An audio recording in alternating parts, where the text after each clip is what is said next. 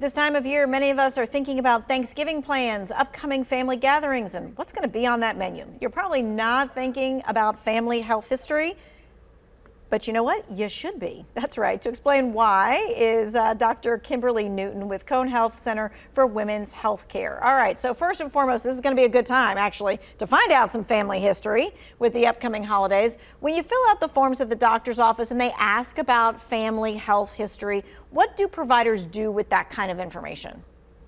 That is a great question. A lot of people wonder because those are somewhat invasive questions, right? So one of the most important things that we do with that is review that in relationship with your own individual health. It also helps us know if you need any additional screenings, maybe earlier than the general population. It helps us give you individualized care in the best way possible.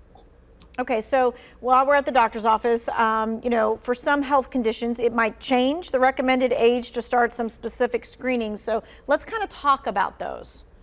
Absolutely, absolutely, because that's a really common question that we get in care. So, for example, for some individuals that have a strong family history of breast cancer, we just came out of Breast Cancer Awareness Month. Knowing that is really important. It helps us plan for earlier mammograms, helps us plan for potentially different types of screening with a breast MRI for some people.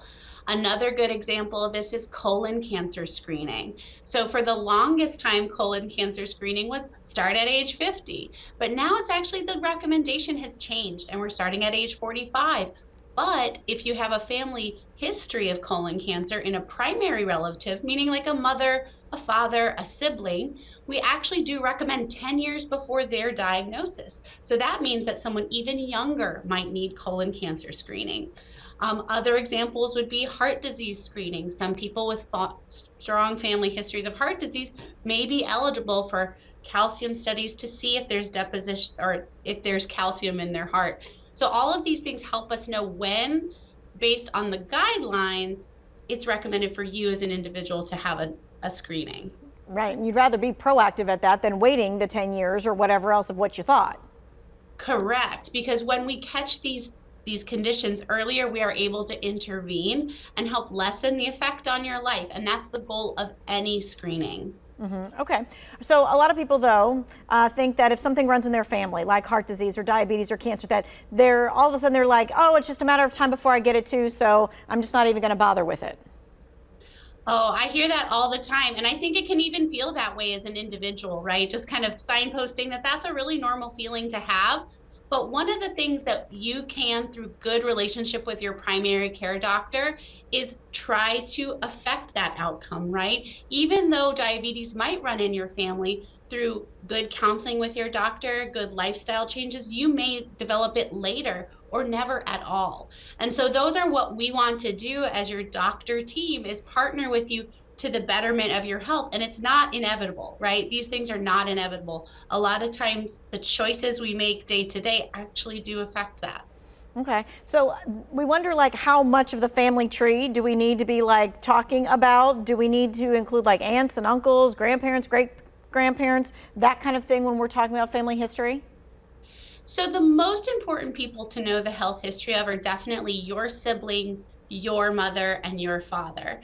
That being said, there are some family conditions that tend to run in families. So knowing one or more generations back is actually helpful as well. But if nothing else, knowing your siblings' health history and your parents' health history is really important for you as you plan, and also for your doctor.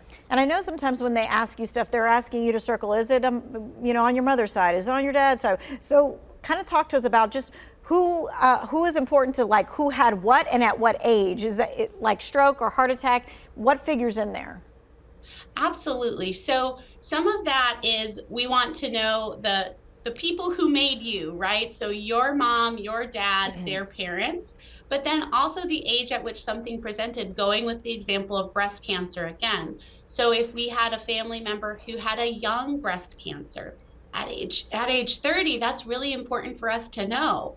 It is also important to know about a breast cancer at age 80 as well. However, some of those More aggressive forms of cancer are often present younger, or heart disease and stroke in someone who was much younger. Maybe we're going to be a little more um, suggestive of interventions for the to prevent that outcome for the individual themselves. All right, so we're talking with family members about health history. Not always easy. Some people may not want to talk about it or may not want to bring it up, that kind of thing. So how do we start that conversation? Oh, that is a great question. So the biggest thing that I think is starting with openness about your own health history. If you've been diagnosed with anything, share that with your children, share that with your family members, and then having open and honest curiosity and just saying, hey, I'm really trying to plan for a better health journey for myself, and I really would like to know about grandma or grandpa or mom or dad. Not everyone's going to be open to talking about it. We all know we all are individuals. But I think if you approach it with openness about yourself, and then you approach it with honest curiosity, that often will open doors. And then I think reading our family members and saying, I know that this is a really hard thing to talk about your mom and what conditions she had before she died, but I really want to make sure I'm caring for me and my family in the best way. And usually that really resonates with people in a way that helps us get over those borders that we sometimes put up in our hearts and minds.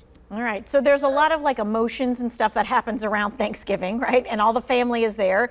I'm wondering if that is a good time to bring it up. Obviously, not at the dinner table in front of everybody else.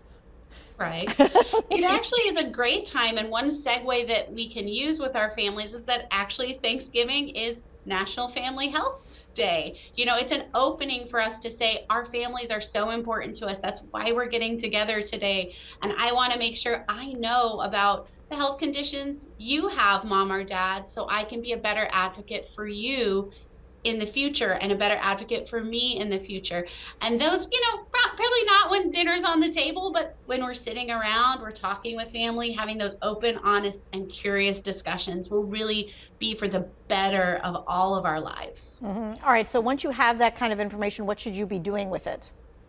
Absolutely. So one of the best, well, what I usually recommend is making sure you bring that information back to your primary care doctor, or if you don't have one, seeking one out. And we're really lucky through Cone Health. We have a Cone Health /PCP, and you can literally sign up for a visit online to talk about this history that you've collected. So it may be that these good, open, honest conversations bring up something that you say, actually, I really need to talk to a doctor or a nurse practitioner about that.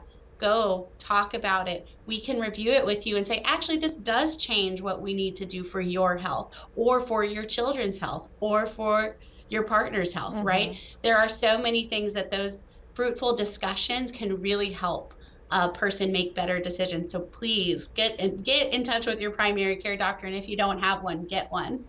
One of the fruitful discussions that a lot of people have, when they get engaged, the first thing everybody wants to know is, oh, when are you getting married, this, that, and the other. And of course, the next question is, when are you having kids, right? And that's always the cute part, like, when is that going to happen and all that other kind of stuff. But if we have young couples or whatever, and they are thinking about that, and maybe it's 3 years down the road, or maybe it's 5 years down the road, talking about the history of pregnancy sometimes isn't always the easiest thing. Oh, that is so true, and it is so important. As we are all looking at that future hope of potentially having a family, it's really important to know what conditions might run in our family. So I think having that discussion with the family member saying, hey, have there ever been any babies in our family that had trouble after birth? Have there ever been any babies that have died young? These are hard questions to ask, right? But often, especially in prenatal care, when I'm doing it, people don't know those things about their family. And these help us help our patients make good decisions in their lives and take care of their pregnancies a lot better.